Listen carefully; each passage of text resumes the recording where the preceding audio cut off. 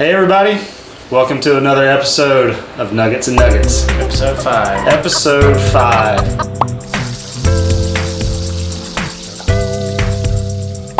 5. Sorry to disappoint anybody who may be disappointed by this, but it's just Kyle and I this week, okay? But, we want you to know that the next 2 weeks, we've got some really incredible guests lined up. And so I think today will still be worth your time. So don't bail on us, okay? Yeah.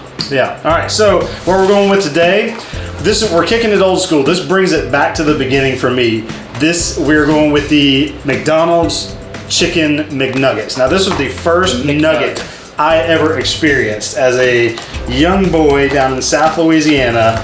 I had never heard of such a thing, didn't know what it was, and the first time I ever had one, I was like, this is amazing. So, I'm all about it. I'm for it. I mean, it's not great, but when you're a kid and you've never had one, I don't know, maybe my standards were just low. My mom used to feed us liver and peas, and love you, Mom, but this was a big step up. Love you, Mom, but what's the deal with that? That is not good. You didn't like the mustard? Hot mustard. I liked it. That hot mustard is a hot mess. Tangy barbecue. Fancy barbecue. Fancy tangy. Man, I feel like I'm 6 years old again eating that barbecue sauce for this. I think barbecue sauce is my favorite condiment. It goes with so many things so well. Yeah. So much more. Like, I used to be a ketchup guy, but now, as I've reached the ripe old age of 27, it just tastes like vinegar. Like, that's all I taste is like thick vinegar. Well, at the ripe old age of 39, I like vinegar. Do you have any chopsticks, by the way?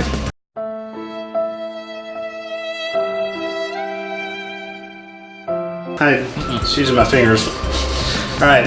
Anyway, all right. So what we got to talk about today? So you have asked, I have delivered. You're welcome. I have drafted up the official rules for Killers.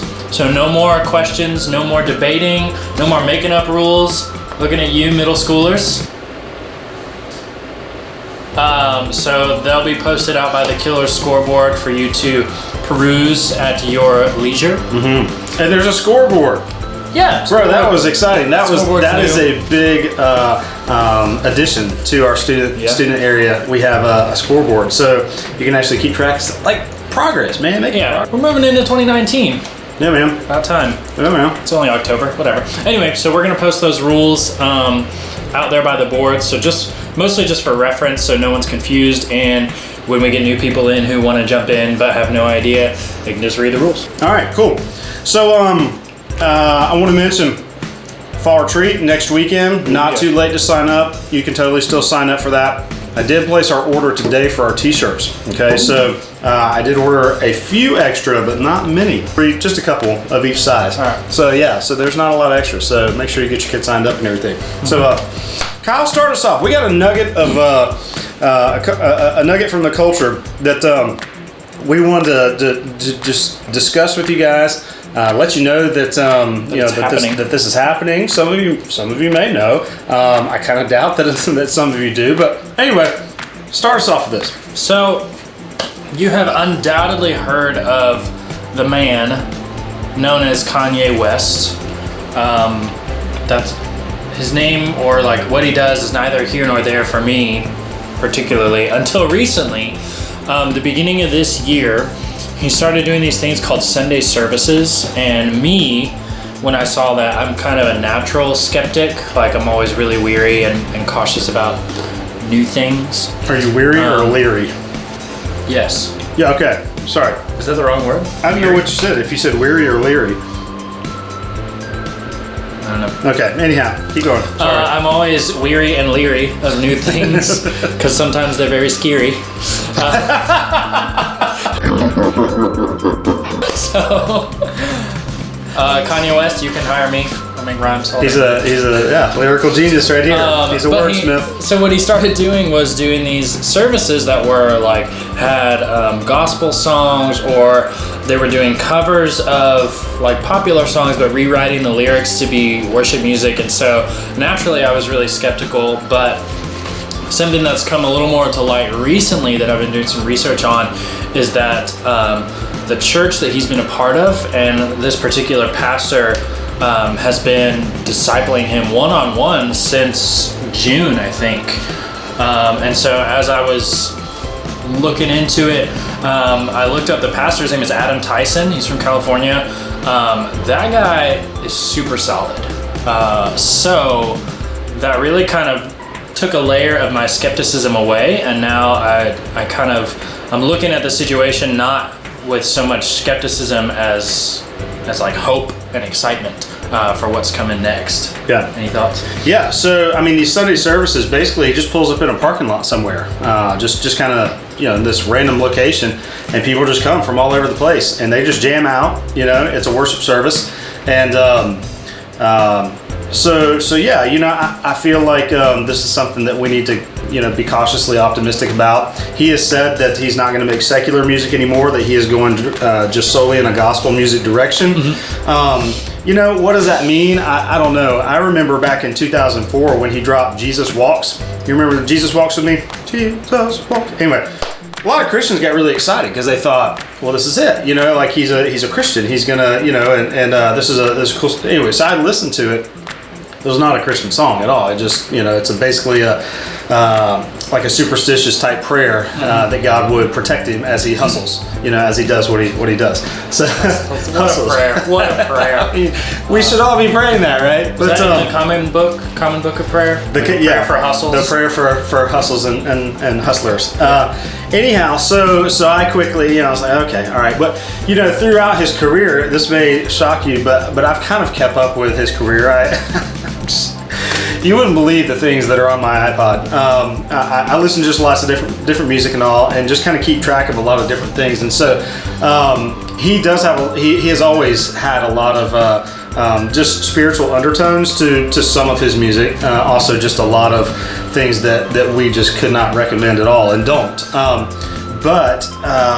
So just seeing some of this come around, and then knowing also some of the struggles that he has had just in his own personal life, it's been really interesting to see the spiritual side, and then just see some things kind of come together. Mm-hmm. And so I am really interested to see where this goes, and if he's truly trusted in Christ, or if this is something that we just need to pump the brakes on and say, okay, he's talking about Jesus, but what's really happening in his life. And I don't know. I wish the best for him. I hope that he becomes that he is a believer and loves Christ and leads people to him, because he's got a phenomenal platform. And so love him or hate him, people pay attention to him. And so we have to hope and pray that he will trust in Christ. So I'd love to see it. Yeah. One of the things when I was researching for this, there was a podcast, I don't remember the name of it, I should have written it down, but I didn't.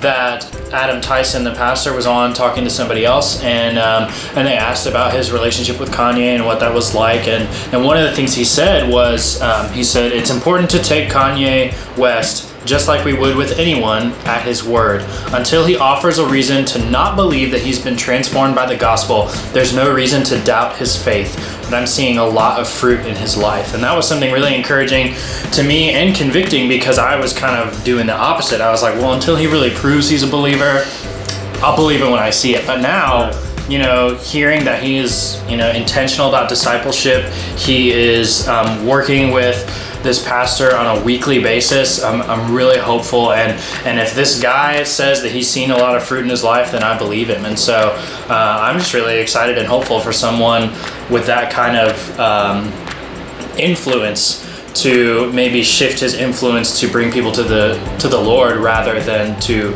himself. Yeah, absolutely. And in student ministry this week, we actually talked about forgiveness and about how God has forgiven us. How we are separated from God because of our sin and our choices and the sin of our first parents, Adam and Eve. But Christ made a way and built a bridge for us to be reconciled, to be brought from death to life. And so we want to see this in our lives. We want to see this in the lives of our children. Why not want to see this in the lives of somebody that has a big a big influence, and yeah, very strange past in a lot of ways. But man, if he trusts in Christ and crosses over, I mean, this is only to be celebrated. And so, you know, he says he loves Jesus, and I want to believe that and honor that, and look for fruit to come. So anyway, so something you guys can do, just like you would with any new believer, is pray for God to continue to work in them, pray for God to work in his family, and ultimately these Sunday services are reaching a ton of people. So pray for all the people that will attend those or watch videos of those or be a part of those in any way, that God would just use these Sunday services and Kanye West in a mighty way for the gospel.